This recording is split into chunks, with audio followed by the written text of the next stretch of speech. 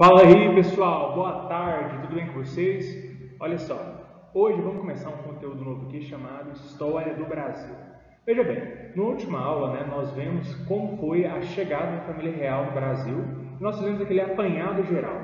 Mas eu também preciso ser sincero com vocês e vocês precisam ser sinceros com vocês mesmos. Qual é o conhecimento de vocês em História do Brasil? Né? Conversando aqui com o professor Flávio, conversando com a minha coordenadora, decidimos então priorizar, tá bom, o ensino de história do Brasil para vocês, porque vocês tiveram, um ensino médio muito conturbado até então. No primeiro semestre, vocês não tiveram tanto tempo para poder estudar sobre a história do Brasil, ficaram mais ou menos ali só até capitanias hereditárias. Como que vocês vão pular de capitanias hereditárias até a chegada da família real no Brasil? São mais de 200 anos de história e de repente, na verdade, são 300 anos de história, né? Você começa em 1500, vai até 1808 quando eles chegam. Olha o tanto de coisa que vocês estão perdendo sobre a história do Brasil, não é mesmo? Então, a partir de hoje e até o final do ano letivo, vamos estudar sobre o Brasil e você está convocado, beleza? Então, pessoal, apertem aí os cintos, amarrem os cardaços, coloquem água aí na garrafinha de vocês, que a gente vai embarcar numa viagem e numa história muito louca sobre a história do Brasil, beleza? Fiquem atentos, peguem o caderno, prepara para anotação, que lá vem história, beleza, pessoal? Tamo junto aí, vamos começar. Então, olha aí, meu povo, que beleza, viu? A história do Brasil. Eu organizei para a gente a história do Brasil em 3 partes, tá? Essas 3 partes são muito comuns para serem utilizadas enquanto estamos ensinando e também aprendendo sobre a história do Brasil, tá bom? Essa divisão é interessante a gente pensar devido às formas de como o Brasil, foi governado e como foi visto e como era a situação dele, dentro da nossa história. Nós percebemos que durante a maior parte da nossa história do país, fomos uma colônia, até que em 1808 nos tornamos império. Isso acontece por conta da chegada, da família real ao Brasil, tá bom? Veja só, como esse é o tema em que nós estudamos, na última aula, até porque nós vimos o que aconteceu lá na Europa com Napoleão Bonaparte, é interessante a gente pensar que não automaticamente o Brasil se torna um império, mas ele é a capital, a sede do Império Português, entenderam? Mas mesmo assim, após a ida deles para Portugal de volta, nós sabemos que Dom Pedro I fica aqui no Brasil e às margens do rio Ipiranga ele vai e e garante aí a independência do Brasil. Então é interessante pensarmos que o Brasil ele é o único país, do continente americano onde vai haver um império, tá? Um rei aí que vai ser de certa forma reconhecida, pelos países europeus. E por países europeus, basta dizer que era a Inglaterra, beleza? Então vejam só, a nossa história do país, ela começa na verdade muito antes da chegada dos portugueses, porque até aqui em cima podemos observar que está grifado entre parênteses ou entre aspas o termo descoberta. Por que descoberta entre aspas? Porque somos muito arrogantes, a ponto de dizer que, de certa forma, a civilidade, a organização, a prosperidade ou o desenvolvimento ou qualquer outra coisa vai chegar ao Brasil apenas depois da chegada dos portugueses. Isso é, inclusive, até meio que xenofóbico, sabe? Porque a gente acaba ignorando toda a cultura, todos os povos que habitavam e habitam até hoje aqui no Brasil. O termo habitavam é porque muitos foram extintos, muitos foram caçados, muitos não sobreviveram a ter que migrar para sobreviver. Então, a gente vai ter que ter uma noção de que a todo tempo, principalmente agora que a gente vai iniciar o nosso conteúdo sobre o Brasil colônia, que a figura indígena ela vai estar muito presente, até porque é um momento que para os portugueses é de reconhecimento do local, tá bom? Então reconhecem o local, fazem alianças com indígenas, guerreiam contra outros, escravizam outros, né? Então é uma situação muito delicada, mas que faz parte da história do nosso país, né? Então faz parte também a gente estar estudando sobre isso, beleza? Até mesmo com o propósito de a gente pensar com outro olhar, né? Sobre essa questão indígena hoje, tá? A questão da demarcação de terras, a invasão, né, por conta dos madeireiros e dos mineradores. Então é muito interessante a gente pensar isso, tá bom? Então olha só, olha o sinalzinho, começou, viu? Pessoal, então, por descoberta, é através da perspectiva da chegada, tá, dos portugueses, dos europeus aqui.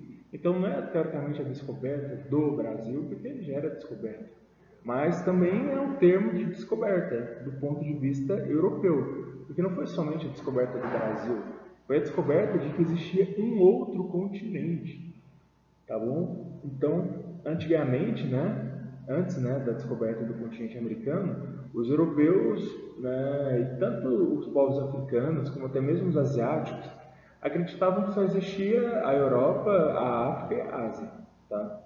Então, a descoberta da América, né, pela vista desse pessoal, é muito interessante de ser vista, porque é algo completamente novo e que principalmente contestava demais as ideias da própria Igreja Católica, tá? Vocês lembram, né, do período da Idade Média, o quanto a Igreja Católica tinha uma presença marcante na vida social, na vida política, né, e até mesmo na vida econômica das pessoas da Europa. Então, né, do ponto de vista intelectual, tinha aquele mito de que a Terra era plana, de que o planeta Terra ele era o centro, né, do nosso sistema solar. Então, a igreja pensava de uma forma que acabava contraindo um pouco os avanços, né, científicos. Então, a própria descoberta da América foi uma ruptura com esses ideais, tá, que eram pregados pela própria Igreja Católica, beleza? Olha só, pessoal, quando a gente estuda, né, sobre a descoberta, toda essa parte nova, né, do continente americano, que é enorme, enorme, enorme, muito grande, né, o nosso continente, vai ser chamado tudo isso aqui de Novo Mundo. O que isso significa? Que da ótica, né, dos europeus que vieram aqui e colonizaram, né, invadiram e colonizaram, é interessante a gente pensar também que eles auto vão determinar que onde eles moravam era chamado de Velho Mundo, tá? Velho Mundo, um mar de guerras, de conflitos, de pestes, doenças, né? E o Novo Mundo era como uma coisa completamente nova para eles, entenderam? Até o próprio indígena ia ser tratado aqui com muita ignorância, até com muita inocência, um ser que não tem todo aquele ímpeto, né, que os europeus mostraram ali durante os reinos bárbaros, as guerras, a formulação, né, da Europa. Então, é muito curioso a gente pensar sobre essa visão que eles vão ter aqui, tá bom? E sem falar, né, gente, que o continente americano é belo, né, lindo, maravilhoso demais. Então, uma das primeiras formas que a gente vai tentar enxergar, né, o Brasil e o próprio continente americano é através de uma visão chamada visão do paraíso, tá bom? Essa imagem ao fundo aqui, né, eu ainda não mostrei para vocês ela por completo, mostra uma catequização, tá? Isso vai ser muito comum porque os católicos, né, e principalmente os europeus, ou principalmente os portugueses e os espanhóis, eles carregam muito esse sentimento de que eles têm que espalhar a fé do Senhor, né? O nome de Jesus e converter todas essas almas moribundas e ignorantes da perdição e da falta de Jesus Cristo em suas vidas, tá?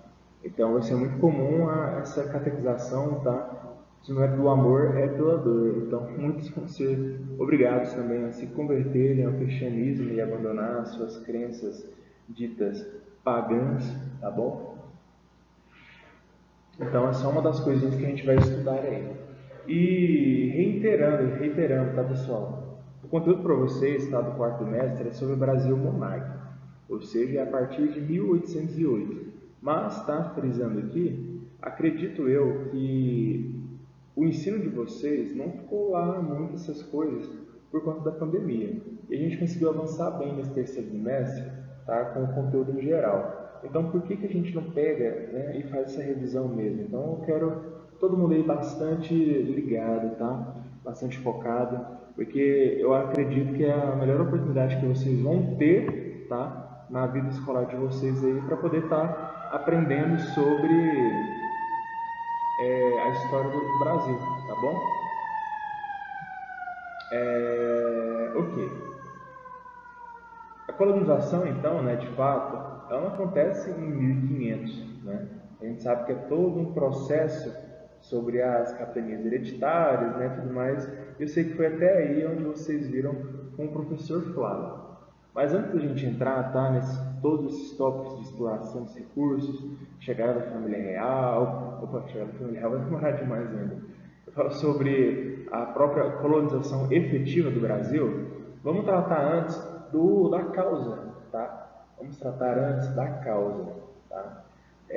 A descoberta, pessoal, ela vai coincidir muito bem com um movimento que começa a surgir, tá, em Portugal, logo após a queda, tá, de Constantinopla, que é o marco para a história moderna, tá bom? Esse marco, né, é chamado então de as grandes navegações, beleza? Então, com as grandes navegações, pessoal, os europeus, principalmente os portugueses, vão poder sair ali do seu continente, né, da Europa, e conseguir conquistar novos territórios além do mar. O que significa além do mar? Né? No mar. Os caras vão navegar ali e por meio do mar, né, e das suas embarcações, eles vão entrar em novos territórios e vão conquistá-los, tá? A primeira grande conquista, pessoal, vai acontecer em Ceuta, tá? Ceuta uma cidadezinha que fica bem aqui, ó, no Marrocos, tá bom? Bem nesse local. E Portugal está bem aqui. Então, teoricamente, é bem perto, mas tem um grande contexto histórico aqui. E está na hora de contextualizar, beleza? Então, veja bem, os portugueses, tá? Durante muito tempo, eles vão ser invadidos, né, e colonizados pelos povos árabes, tá? Aqui, ó, eu coloquei para vocês terem uma ideia sobre o que era o território dos povos árabes. Vou tentar ele de verdinho, tá? Aqui é a Península Arábica, tá bom, pessoal? É onde tudo começou, a peregrinação, Maomé, cidade de Meca, Medina e etc. Vai haver essa unificação, então, né, dos povos árabes, que antes eram nômades e outros que viviam em cidades, mas eram pagãos, tá? Tinham outra religião que era politeísta, e depois de Maomé, né, e da crença da religião Alá, em Alá, rapidamente essa península arábica, tá, onde tem a Arábia, ela vai ser unificada e através dos califados, né, que são os caras que vão dar sequência aos ensinamentos de Maomé, vai começar então a expansão do território, tá? Vocês lembram, né, o que aconteceu ali com a tomada de Constantinopla, né? A tomada de Constantinopla ela acontece em 1453, mas 1453, pessoal, já é o ápice, sabe, do Império Islâmico, tá bom? Vamos colocar uma data simbólica aqui, tá? Mas eu vou colocar aqui, ano 700, tá? 700 depois de Cristo, beleza? Esse ano 700, pessoal, os árabes, tá? Os muçulmanos já haviam conquistado essa península arábica, já tinham vindo, inclusive aqui, ó, para o Egito, tá? Vieram para essa região onde ela era chamada de Maghreb, tá? E haviam aqui vários povos que eram nômades, beleza? Eles vão tomar todo esse território aqui, vão conquistar, né, o norte da África, e nesse lugarzinho, pessoal, onde quase que liga a África a Portugal, que é a Europa, é um lugar chamado Estreito, tá, de Gibraltar. Nesse Estreito de Gibraltar, a passagem de embarcação era muito simples de fazer. Então, rapidamente, né, os muçulmanos vão para lá e invadem e tomam todo o Tancori, que é onde não tem mapa, para vocês constatarem tanto que eles vão invadir. Opa, nem tanto, né?